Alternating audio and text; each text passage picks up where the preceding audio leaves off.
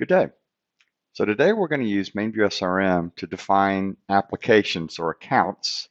And these applications can be used to track things such as departments or a particular application within the business, maybe a group of users based on a department or some other resource, some other factor within the business. It can be used for chargeback capabilities or other accounting principles in terms of the cost for disk and tape storage. So let's get started. So we're in the MainView SRM Easy SRM menu, and to build the applications, we have an application repository. So that's defined when you configure SRM. It's a physical sequential BDAM data set. So it's just a flat file, and it has some default criteria already assigned to it, and we're going to just build some applications. So to do that, we need to go to our functions because we have function list and rule list to build these applications. And the function is actually SG control. So if I type correctly, so we can limit the types of resources that we want to track, but we're going to include everything. So we're going to set all data sets to be eligible for consideration. So that's in our function list. And then in our rule list, we have our definitions. So by default, you're going to get this particular application. It's called new account question mark old account. This sets up basically a default. So it's a default account that will be set up, and it's used to assign some values in terms of budgets and some other things for your accounts, such as threshold warnings and some other criteria. We'll go into that on another video, but today we're just going to concentrate on building applications. So there are up to 4 applications that can be built, so 4 levels. And rule of thumb from a best practice standpoint is when the database is built, it's set to account for all 4 levels, and it's set to build applications based on the first 8 characters of a data set, so basically the high-level qualifier. This is by design so that you would not have to build applications manually if you don't wish to, if you wanted to just build them based on a high-level qualifier. Not everybody wants to do that. So, and not everybody wants to track temporary data sets. So what we do is we start with a set new account equals none, and we do an include DS type equals temp. And we do that for level equals 1, 2, 3, 4. This will prevent any temporary data sets from being either added to an application by a definition, or an application being built based on the high-level qualifier by default. So we set that up to start with. The second thing we want to do is at the very bottom of our rule, so right before this new account, we're going to do another set new account equals none and include level equals 1, 2, 3, 4. Basically, this rule is stating that if I do not define a data set, some resource up here into an application, it will not automatically build an application for that data set. So it will not build it based on the high-level qualifier automatically. So I just cut it off. So that's kind of how we get started. And then to build an application, we're just going to come down and we set new account, and the application can be up to 50 characters in length based on the definition that's defined when the database is created.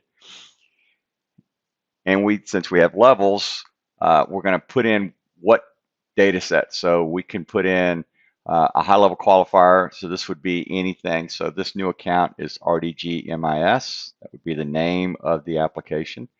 The data sets that would be included in this application are RDG MIS anything. So anything beyond that character S, so that letter S, anything beyond that would be included.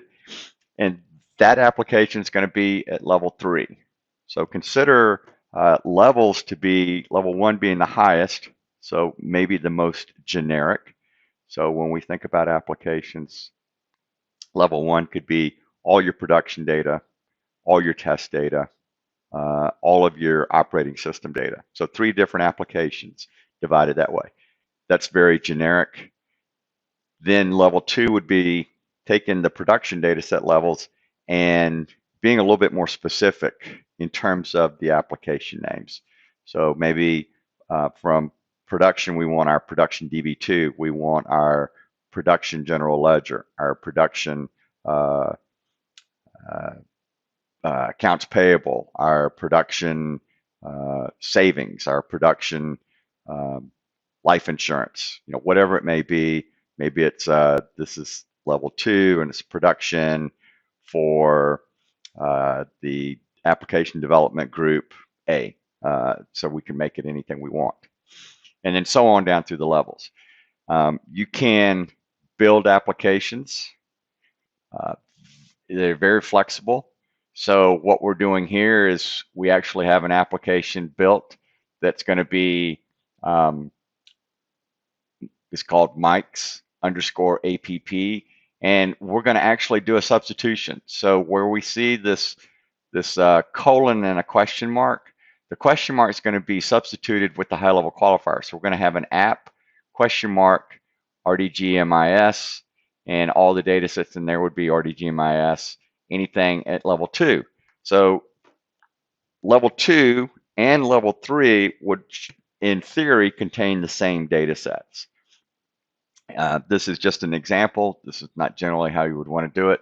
But as you can see, we just continue through the application definitions, just assigning different application names and then the types of levels. This is a very good example for DB2 right here, where we assign all of our DB2, and these are the DB2 data sets that would be in this particular application for DB2. So as you can see, this is our DB2 table space.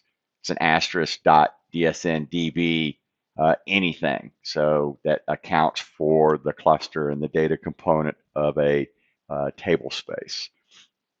And that's at level 1. And we can get down where we do a little bit additional granularity, where the DB2 table is all of our just DB2 table spaces based on the asterisk dot DSN DB anything. So, from that standpoint, we're creating applications. So as you can see, and we can use variables also. So I have a variable called ampersand database. It's in my SMFARS member, where I have defined some resources that are database related, and I just do a variable substitution, and all of those values are now in this database application. So once I have that, and these applications are built based on the DADSM exits, so IgG pre and IgG post. So as the data set is allocated or extended, the value is incremented up in terms of total capacity. Data set is deleted, the value is decremented. And they're in this view right here, Apple tab. All right. So there's all of my applications. So there's my names. There's the values. So this is how much is on HSMML1, the number of volumes associated with that application. So this, all the data sets that belong to IMS are across 25 different volumes. This is my budget amount. It's 10.5 gig for the most part, because that's my default value. You can update these individually. If you want to, you can just put a U right here, and then I can go and update any of these values, my budget amounts, some user fields, for reporting purposes, anything in here that you would like to update. So we're not going to do anything right there, but it'll go across permanent. So there's your permanent allocated. There's a high watermark. So this would be the highest value that that particular application has ever achieved on disk. And then I have my VSAM allocations, and there's a VSAM high watermark also. So we'll get out here, and there's my default, and then my user fields if I had any of that information filled in. So that's defining applications using MainView SRM. I want to thank you. Have a great day.